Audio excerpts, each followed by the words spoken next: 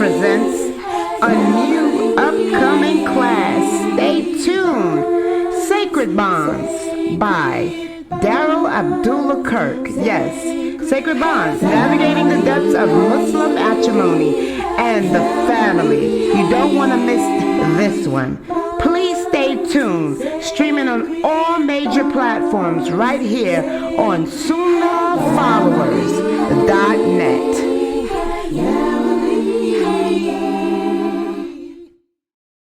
Welcome everybody to our series on the sacred abode.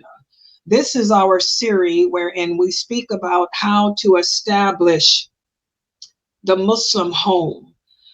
We talk about marriage a lot as Muslims, and getting married is easy.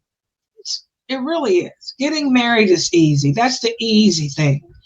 The hard part is establishing the relationship and establishing the Muslim home. That's where the struggle, that's where the work begins. It's hard to develop a home life with someone that you just met, that you don't really know much about. I don't care how long you talk to a person. You can talk to a person for years and years and years. You can study a person's character. You can study a person's behavior for years and years and years, but you're never going to know that person until you actually live with him or live with her. Then you have to try to get to know that person and understand that person.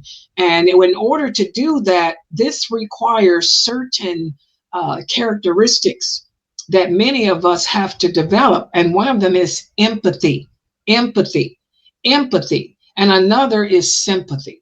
And there's a difference between empathy and sympathy. You know, empathy is something that's a little bit harder for us to do, because empathy is something that we don't talk about much. We don't hear about much. And the last time we met in this class, we spoke about the difference between empathy and sympathy and the importance of each. And I'm going to start this class off today with a quiz on the difference between empathy and sympathy. We spoke about it in this class, and also we spoke about it in our Aqidah class, because again, our Prophet Muhammad sallallahu alaihi wasallam taught us about empathy too. So tonight we're going to be focusing in on how to implement empathy within the family unit. But first, who can tell us what is the difference between sympathy and empathy? Who can explain what's the difference? What is the difference between empathy and sympathy? Who can tell us? What's the difference between these two emotions? What's the difference between empathy and sympathy? Anyone, go ahead.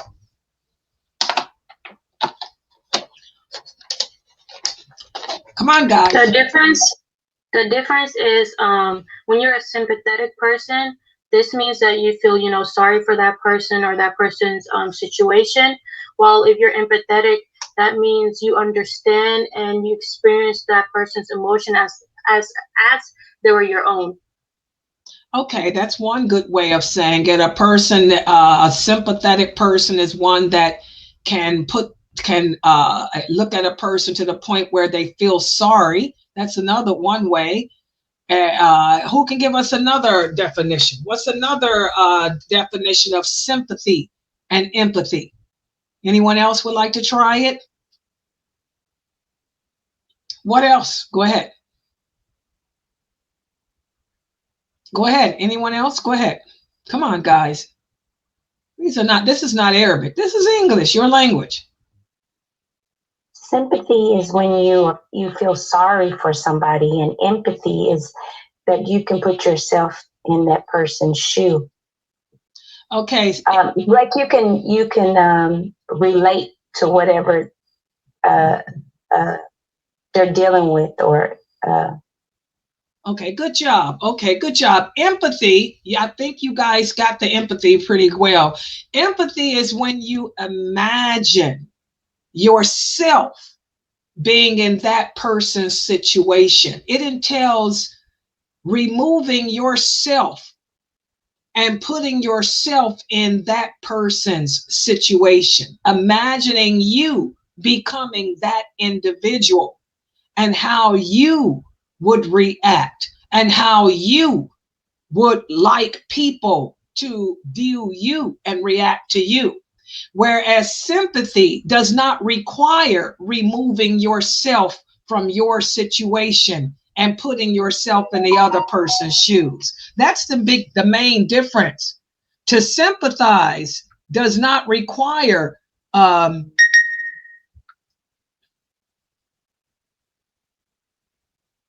hold on. Sympathy does not require putting myself in the other person's shoes.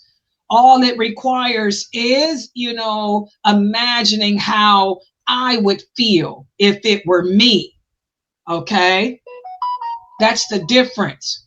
Whereas with empathy, I'm going to put myself in that person's shoes and imagine it being me. That's the main difference. Good job. What about this? What I'm going to do is give us different scenarios and tell me which scenario requires empathy and which requires sympathy. Now, we can say that these situations can require both. But which of these situations require more of one? Let's look at the first situation. You are a counselor and you are dealing with a client. You are counseling a rape victim, for example. You are the counselor of a rape victim. Does that require more empathy or more sympathy? You are the counselor of a rape victim. Does that require more empathy or sympathy? What do you guys think? I'll say sympathy. I'll say empathy. I'll say empathy also. Good job. The correct answer is empathy. Why empathy and not sympathy? Can anyone explain to Mina why more empathy and not sympathy? Empathy, you putting yourself in her position, but I was thinking more as a counselor, you don't put yourself in the person's, you just, well, okay. Wait a minute.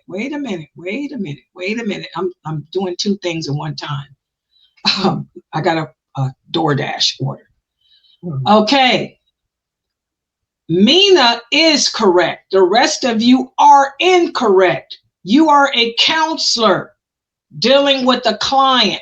Mina, explain to them why this is a situation that requires sympathy and not empathy. Explain why. Go ahead, Mina. You were right. Go ahead. I was saying it because you don't put yourself in the shoes of another person showing empathy, because this is a job and you're just simplifying with them. Exactly. From my understanding. Okay. Exactly. This is where we have to set borders. Remember, with empathy,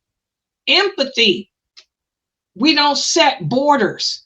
Empathy, I'm going to put myself in this person's shoes and imagine it being me. Imagine it being me. How I would react and how I'd want others to treat me. This, are no borderies attached here. This is how I got distracted. Boy, they distract me. Okay. She didn't have one of my orders. Okay, this is how I get distracted. Okay, no borders with empathy. But now this is a job. I am a counselor. I'm going to have to deal with this rape victim, but I cannot transgress the limits. I have to deal with this rape victim on a professional level so I can sympathize for her. I can pity her. I can feel bad for her. And as a result of that, get her the help that she needs without transgressing the limits as a counselor, without transgressing the law, without attaching myself too much to her. Good job, Mina. I'm proud of you. Does everybody understand that? Do you guys get it? I know this is hard. I know this is hard. Yeah, we got. Because that's the difference with empathy. We show empathy, as we talked about in our classes on allegiance. Empathy is also shown to those who you have allegiance to. El wala. El wala. Remember we talked about this in our Aqidah class? We show empathy towards other Muslims, not sympathy. We're not supposed to show sympathy towards the Palestinians because sympathy will cause us, that's one of the dangers of sympathy. Sympathy can cause us to transgress the limits if it's not balanced. So as Muslims, our empathy is shown towards each other. We put ourselves in the shoes of each other and treat each other the way we want to be treated. Do unto your brothers what you want done to you. But do we take that approach to a non-Muslim? No. Do we take that approach in a business setting? No. In a business setting, that's where my sympathy comes in. In a business setting or dealing with non-Muslims, that's where my sympathy comes in. So Amina, you remember that class, didn't you? You remember that class of allegiance. This is why I'm telling you guys that all the dots connect in Islam. That's why I'm telling you, you guys have to attend all my classes because all my classes connect together. Tawheed, tafsir, establishing the home. This is your life coach. The Prophet Muhammad is your life coach. Okay, it all connects. All right, empathy towards each other. Empathy towards the family, empathy towards all that is close and personal towards us, empathy towards everyone and everything that's close and personal, sympathy towards the debt which is distance. Whatever is supposed to be from a distance, remember I taught you guys that? How many of you wrote that down? I told you to write it down. If it's supposed to be distance, that's where our sympathy comes in. If it's supposed to be close to us, that's where our empathy comes in. You remember now, Laila? Were you here for that class? Yes, now, yes, this makes sense now. Yes. Okay. If it's close, I told y'all the shortcut. When I learned this stuff from Abu Atayib, my teacher, 25, 30 years ago, he made it quick and easy. Laila, if it's close, empathy. If it's supposed to be distant, sympathy. That's how it all made sense. It clicked in. So you are a counselor dealing with a client. As he told me, you are dealing with a patient, Laila. You're dealing with a developmentally disabled client. Sympathy. You sympathize, not empathize. Okay. What about this, guys? You are a parent listening to your child. You're trying to get through and understand what your child is trying to explain to you. Does this require empathy or sympathy? Now, again, both can be used in a lot of these cases, but which one more than the other? When as a parent dealing with a child, you're listening to your child explain something to you, is it empathy or sympathy? That's empathy. Good job. This is Yeah. empathy, Fatima. You got it wrong, Fatima. This is empathy. Why is this empathy? Who can tell us why it's empathy? It's close to us. Yeah, it's close, Yes. number one. But number two, because this entails putting yourself in that person's shoes so you can better understand and you can better treat. This is wanting for your brother in Islam what you want for yourself. Your child is also your brother in Islam. This is something close to you. When it's something close, we're going to empathize. And I want you all to remember this as parents. If it's close to you, empathy. That's the shortcut. But also because this requires not feeling sorry. You don't want to feel sorry. Like yesterday, the answer we got about the pregnant girl. Why was Lucy's answer wrong? Lucy's answer was feeling sorry. We don't feel sorry. We don't sympathize. Your daughter comes home pregnant. You don't sympathize for her. You can empathize for her, but if she tells you she don't care, you Muslim and she ain't, it ain't about that. You get out of my house.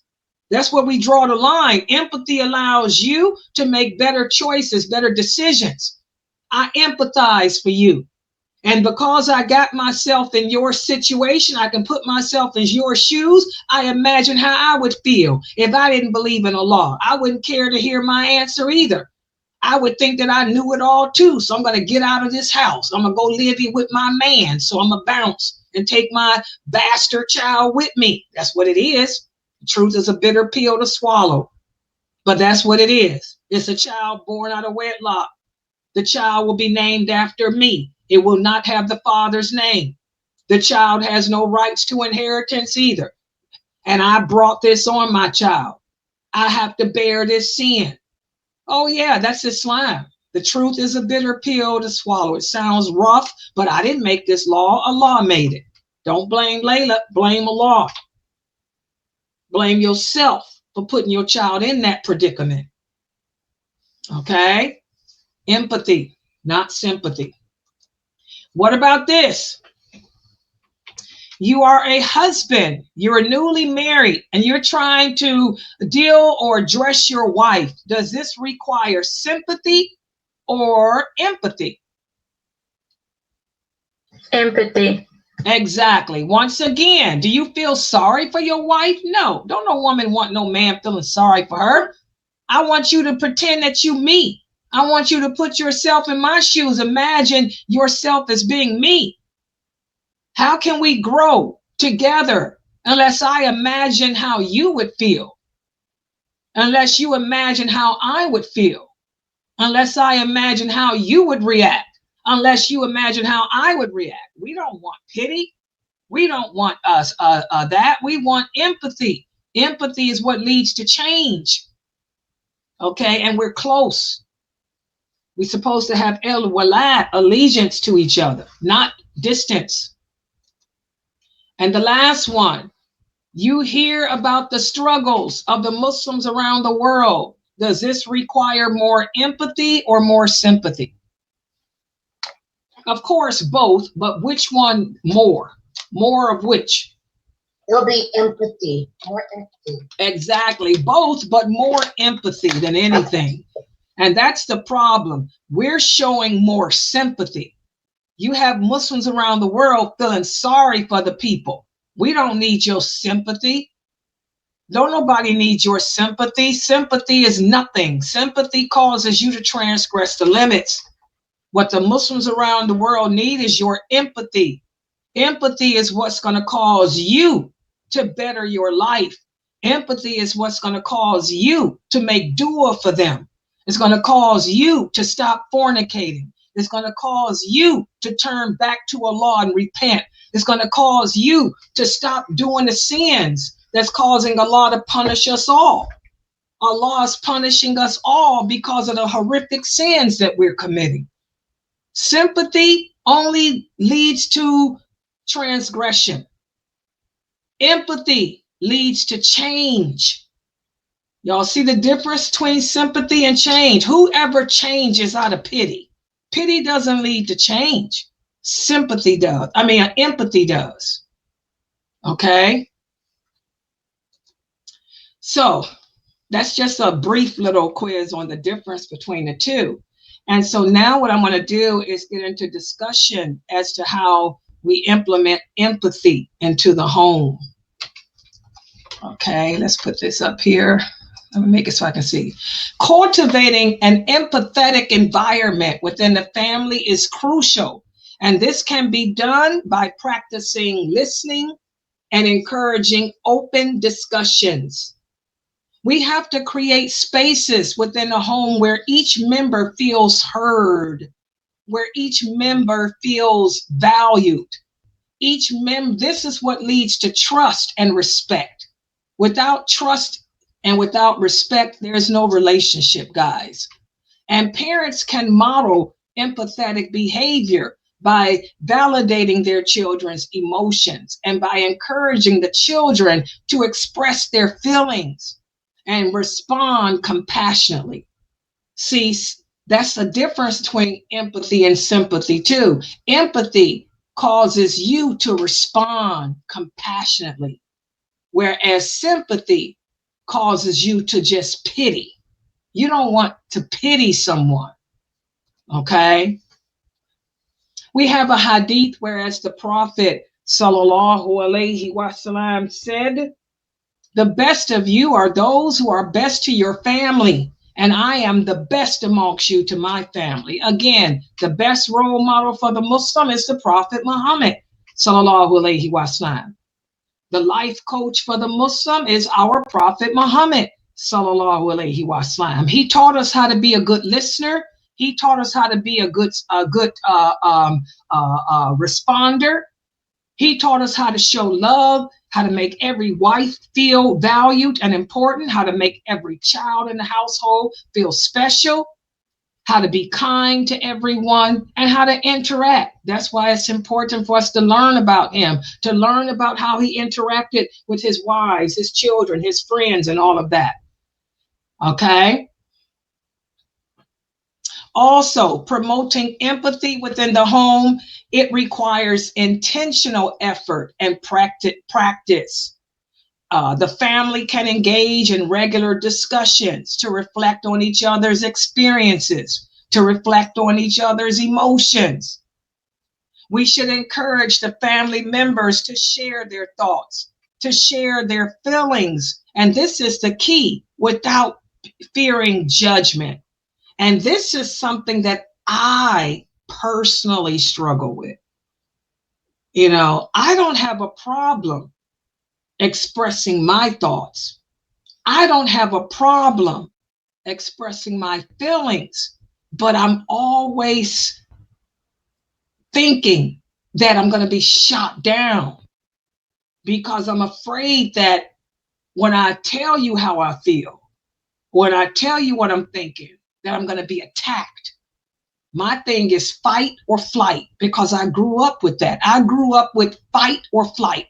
I grew up in a family of 6 other kids, and it was always fight or flight, trying to outdo each other, being judged, being critically judged. I grew up in a very religious family. My family was always about the religion, but very, very, very, very radical.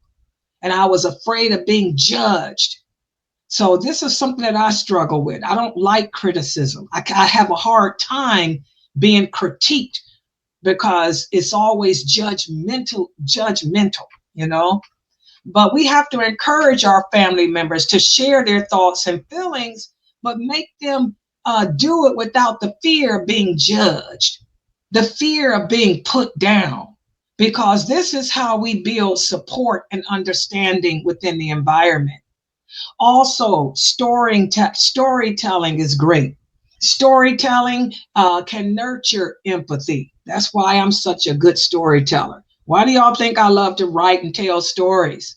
Because that's one of the best ways to nurture empathy. And this is where the family members can share their personal feelings and experiences or narratives that offer insight into different perspectives and emotions without being judged. Y'all see how I grew up. I grew up in a household where there was always tension, religious tension. So to get heard, I'd make up a story. I'd express myself through writing, through making up a beautiful fairy tale story, but it was always based on truth. It was always based on how I felt. I would get heard then because my stories were so good.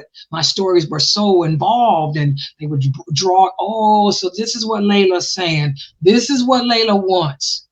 Okay, so that's what I've had to do to get noticed.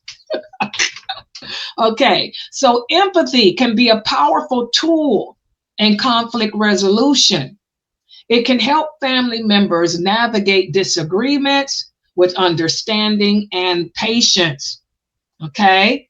When individuals feel understood and respected, that's when they are more likely to engage in constructive discussions and collaborate on solutions to problem instead of the fight or flight, feeling like they have to, fight or flight. And families can also adopt conflict resolution strategies that prioritize empathy, such as listening to each other's viewpoints, acknowledging emotions, and seeking common ground with each other. So, empathy. This is something that we don't talk about enough. We talk about sympathy a lot, but empathy is something that we need to discuss more with each other. It's an integral component of family life. It enriches our interactions. It strengthens the bonds that hold us together. And by embracing it, we not only adhere to the moral and ethical guidelines that outline Islam, but it also enhances our home's well-being and harmony. It brings about closeness between husband and wife. It brings about closeness between siblings.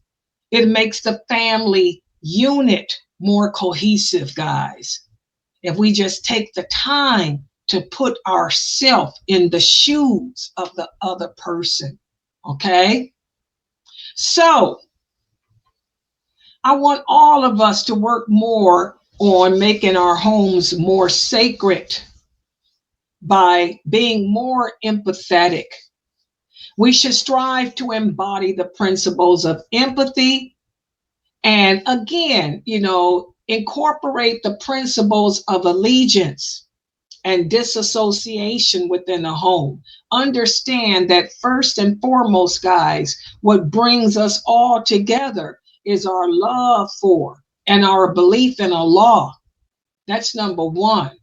And then the simple fact that we are bonded together by blood, that should also be the motivating factor, that unites us together as a family.